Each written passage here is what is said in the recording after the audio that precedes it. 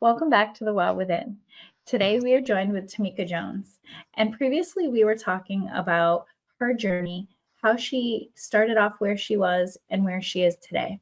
Formerly in the military, she went through this transition where she started to learn about who she was and who she wanted to be. And when she was in the military, she didn't necessarily have her own identity because the military told her who she was and what she had to do. So she started working on a process to figure out who she was to be the best possible version of herself. Tamika, thank you so much for coming back. Thank And you. I'm excited to continue to talk about this. So, like you said it yourself, you were told who you were supposed to be. You had all of these different jobs in the military. They gave you your job. You went in, you did your thing, but you eventually left the military and had to transition back. What challenges did you face when you were leaving the military, coming back to civilian life? So when I retired from the military, I had the opportunity to do an internship with any organization just to try and transition back to civilian life. And I interned with a nonprofit organization for veteran women. So they help women transition out of the military financially, emotionally, all the things, right? So I chose that nonprofit. So I had the opportunity to meet with the CEO. And we drove up and we met the CEO in Houston. And we were talking about the organization and the growth of the organization and the impact. And she stopped and she actually looked at me and she said, "Tamika, who are you?" And I immediately looked back at her and I said, I'm sorry, ma'am. Can you repeat that? She said, "Who are you?" And I'm like, "Oh, I got this. I'm a nurse. I'm a mom. I have my bachelor's degree. I'm an officer." She's like, no. Without all the accolades, all the titles that society give you, who are you?" And I sat there for a minute and I looked at her and I began to cry, right? And that moment, I knew it was something deeper inside of me, a spark inside of me that I was something beyond the titles. So that kind of started my journey after the military. I felt lost. This was one of my challenges after I retired is I felt lost. I felt like I didn't have an identity. I couldn't relate to anyone or any organization. I felt like the structure was gone. The mission had changed, of course, and I didn't know where to fit in, right? I had lost my identity. Just like Jen said, I truly lost my identity, or I never had an identity, right? I had the military identity. And before then, I was a broken young lady who was trying to figure out her identity. So I lost the identity I only knew, and that was the military, which was scary for me, super scary, but it sparked something that I would have never thought. And here I am today sharing my story and telling my story. So yeah, that was one of the challenges. That's but that question was, to me, what I feel like a pivotal moment in your journey, right? Because you're like, wait a minute, who am I? And I'm sure it didn't happen overnight. You might have not had a response right away. And I can feel that because I've been asked that question so many times. And up until just a few short years ago, I was confident that I knew who I was. And like you said, you strip away all those accolades, you're like, oh, crap. And because you stop for a second, you're like, wait, who am I? At my core, who am I? Yeah, like right down to that core. And that's a really, I feel like that's a pivotal moment. But you wouldn't be able, just like all those other things that we said before, you wouldn't be where you are today if you didn't take those steps. And in that moment, I'm sure it took some time to figure out who you were, to figure out what your purpose was. And for other, veterans and women that were in similar situations to yourself, how can you suggest them how they can take the next step to start to rediscover their purpose after they leave the military? I think for me, just to start by reconnecting with who you are beyond that uniform, right?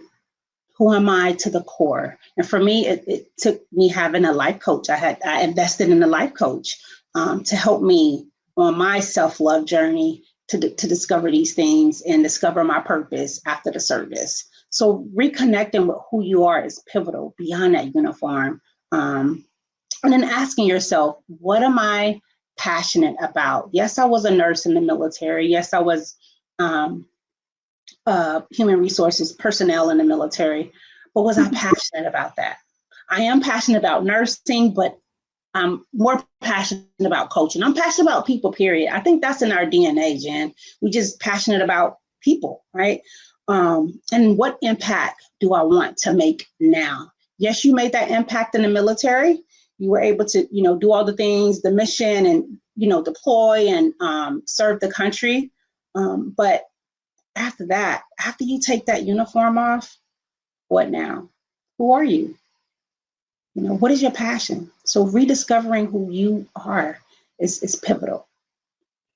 I really love that. And so I know you said that you obviously invested in a life coach, right? And I think that's so important. But there are some people who might not be able to afford it, or they're just Mhm. not ready to take the steps to get a life coach. What are some other resources that you can suggest that they can start with? Um, I would say nonprofit organizations who focus their mission and vision around women, or military veterans, helping women through by I don't know, trying to think.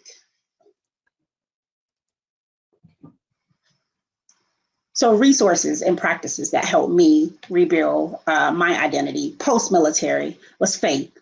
Faith, first and foremost, helped me just being grounded and staying centered in my faith, right? Reading more books about professional development as well as personal development also helped me. Therapy, as well as the life coach that I invested in, all of these things helped me to rebuild my identity after the military. Also, surrounding myself with like-minded people, I think that's very important for growth, right? So some people, I look at, and it's an old cliche saying, right? People come in your life for a season, reason, or a lifetime, and you have to figure out which category to put those people in. So after the military, I had to do I had to do that, right? So that helped me to grow, to be able to say, okay, yeah, we were friends, but we trauma bonded, right? We trauma bonded through our trauma, but now I need another friend to help me through, through my healing bondage. So now, so this friend, I'm gravitating to this friend versus this friend. So it comes in time. You just have to continue to, develop relationships and, like I said, seek therapy in your faith. Stand on what you believe in. And for me, I'm the affirmation queen, and I stand on this affirmation to this day, and I recite it every day, even when I'm going through contrast, negative stuff or not. I recite it every day. Everything is working for my greater good, no matter how it looks. Everything is working for my greater good, no matter how it looks. Everything is working for your greater good, no matter how it looks. But you have to believe it. You can't just say it. If you don't believe it and feel it, it's pointless to say it. But if you feel it and you believe it, guess what? It has to align. It has to manifest. And I got the goosebumps on the third time. The third time you said, I wrote it down. I I told you I've been taking notes this whole time. I wrote it down, and the third time you said it, I got goosebumps because the third time I felt it. And I think saying things and doing things that remind you why you're doing what you're doing, I think is so important. And you were living proof that you can be in the military, you can be somewhere previously, and you can change your mindset and you can change your life, but you have to want it, you have to believe it, and you truly believe that that existed, right? And you've taken the steps, you know, like you said, the life coach. If you can't take the life coach steps right away, you know, you can reach out to nonprofits. There are a lot of free resources out there that a lot of people aren't aware of, and I work with a nonprofit, and I try to always push that with a lot of people too. And you mentioned stuff locally. Books are so important. You even wrote one, and you know, your book is a resource. Your book is something, you know, you sent it to me, and I thought that that was one of the kindest things, that after the first time me and you connected, you sent me a book, and just being able to know a little bit more about you and your story, I felt that instant connection and that instant change. And I mean, as a surfer and a person who loves the ocean, the title alone sold me. I'm like, the content was just the bonus, right? Right. Because you wrote it, and you wrote it with such compassion, and you have such a bigger story to tell and a huge impact on other people, and who you surround yourself with.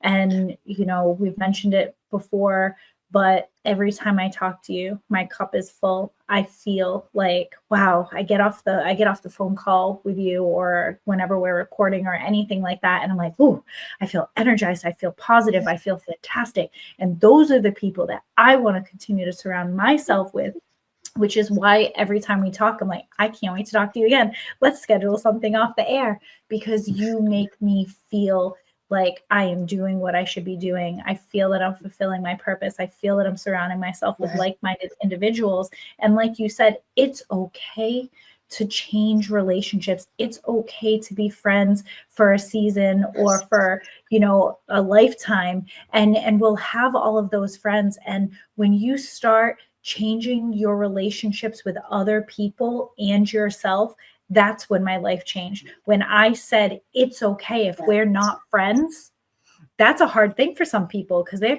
you know, some people are like, what do you mean? But doing that is living your purpose and living your journey. Because if you're going to let those soul suckers continue to take that energy from you, you're not able to show up at your best self. Because when someone said to me, you give your energy to everybody else, what about yourself? When I look at your flaws, right? And it says, love yourself first. Well, I was loving myself last.